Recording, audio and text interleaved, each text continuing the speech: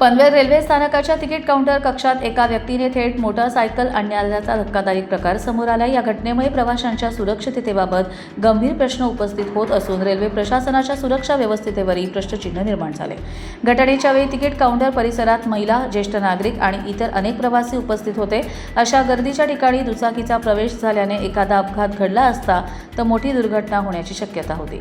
संबंधित व्यक्ती कामाच्या निमित्ताने बाईक घेऊन आल्याचे सांगितले जात असले तरी तिकीट कक्षात वाहन आणण्यास परवानगी कशी मिळाली असा सवाल प्रवाशांकडून उपस्थित केला जातोय। रेल्वे स्थानकात दररोज हजारो प्रवाशांची ये-जा असते। अशा ठिकाणी वाहनांना प्रवेश रोखणे ही सुरक्षा यंत्रणेची जबाबदारी असताना हा प्रकार घडल्याने प्रवाशांमध्ये नाराजी व्यक्त होते।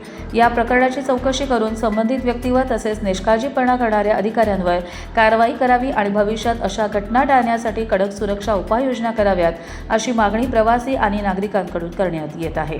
कर्जत लाईव्हसाठी अमोल कुमार जैन, रायगड।